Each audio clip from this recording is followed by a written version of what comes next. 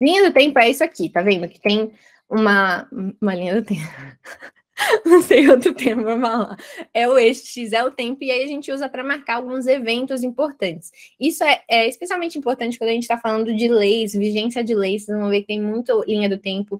Quando a gente está falando prazo, procedimentos que têm alguns prazos específicos para alguns eventos acontecerem.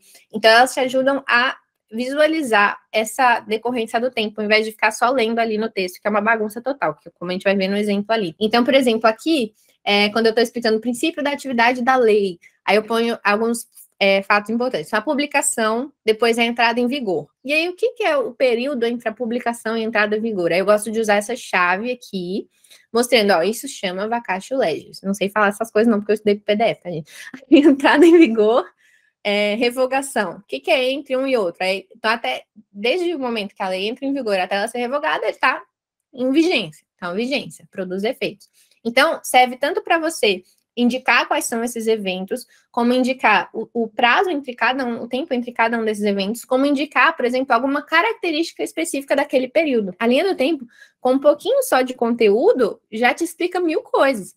Então, essa de baixo aqui, limitação da produção de efeitos, é a mesma coisa. Então, ó, você consegue pôr datas, publicação, entrada em vigor, 90 dias da publicação, que é, por exemplo, quando a gente está em direito tributário, né?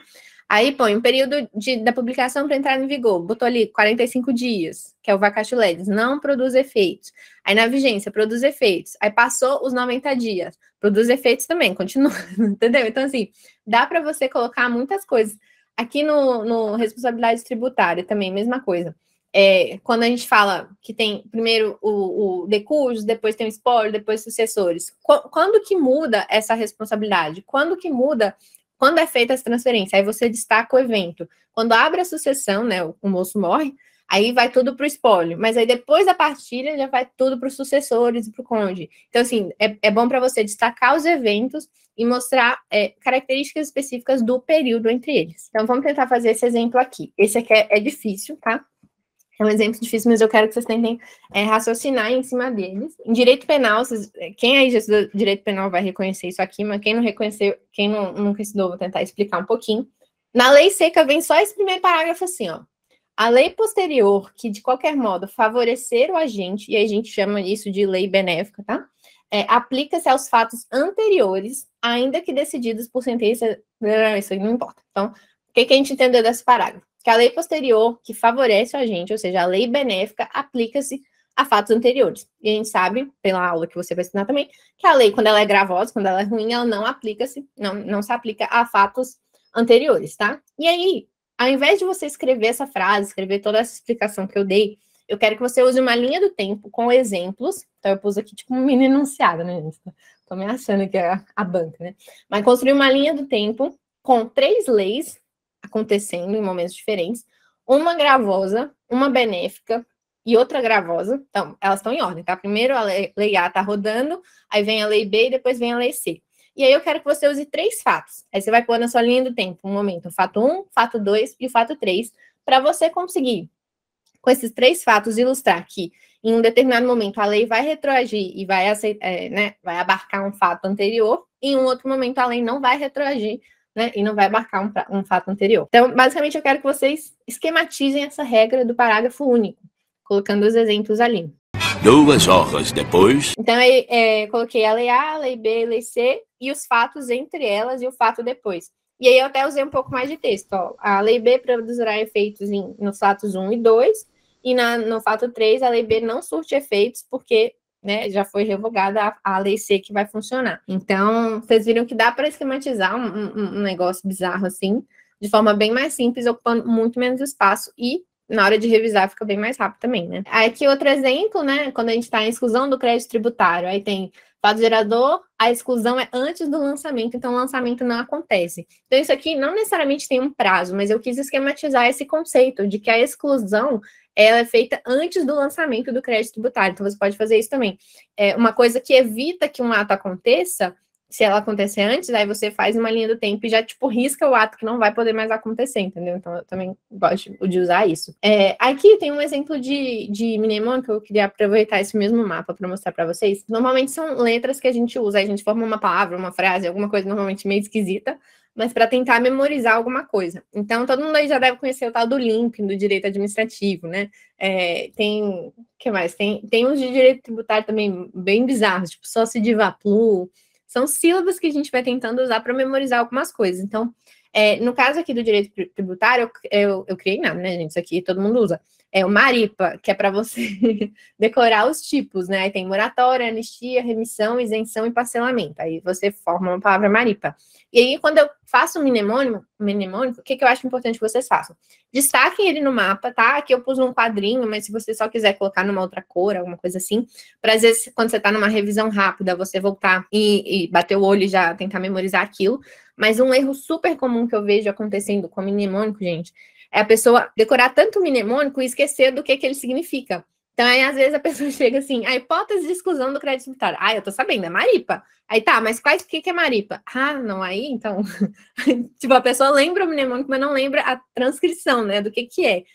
Tem o LIMP, né, legalidade, aí, tipo, o que é o resto? Então, assim, toma esse cuidado. Sempre que você for usar os mnemônicos, que são excelentes para você conseguir memorizar essas coisinhas chatas, lembra sempre de fazer a transcrição. E aí, para isso, eu gostava de usar uma folha de rascunho. Tipo, quando eu estou revisando o mapa e bate o olho no mnemônico, eu já venho na folha e tento transcrever ele antes de olhar o significado, né?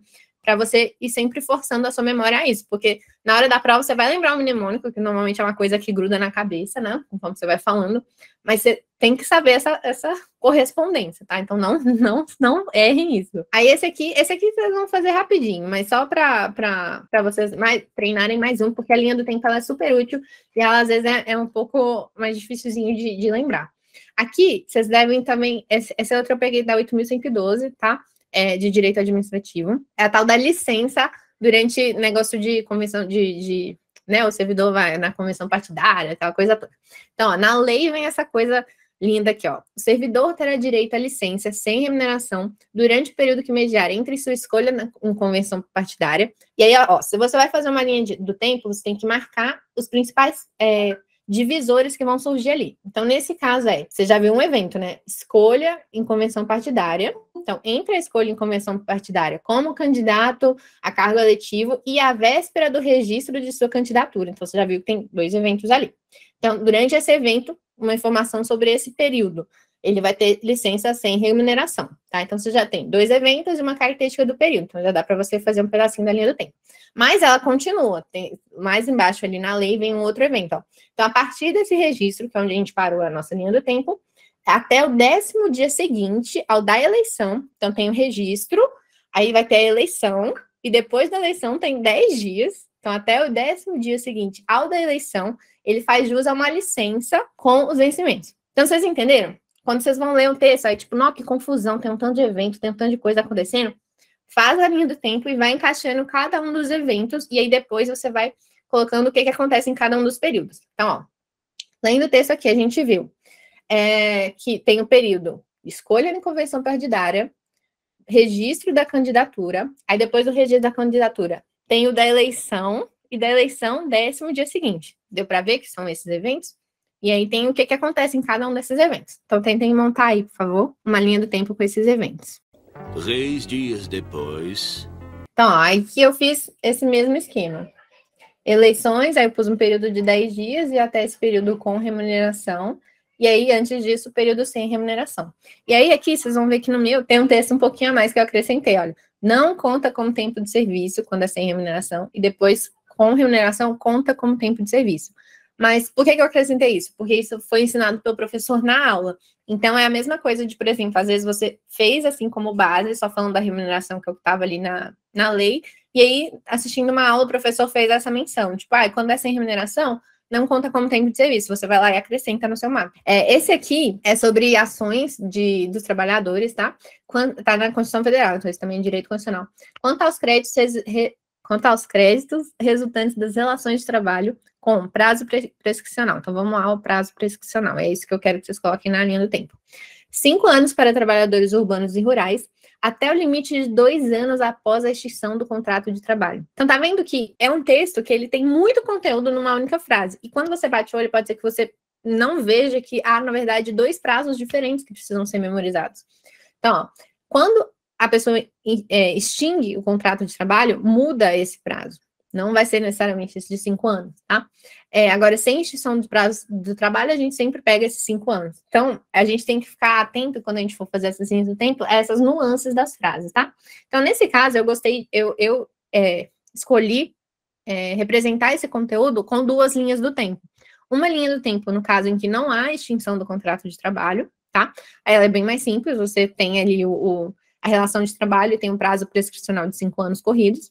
E quando há a extinção do contrato de trabalho, ela pode ter no máximo 5 anos, né, que é o prazo normal, mas dependendo do momento em que é feita essa extinção, depois dessa extinção pode ter no máximo 2 anos. Então eu tentei ilustrar isso com uma linha do tempo. Então é bizarro, porque você lê a frase, você só acha que é uma exceçãozinha, assim, mas na verdade é algo que é bom tentar esquematizar. Então tentem dar uma olhadinha aí no como que vocês acham que pode ser esse.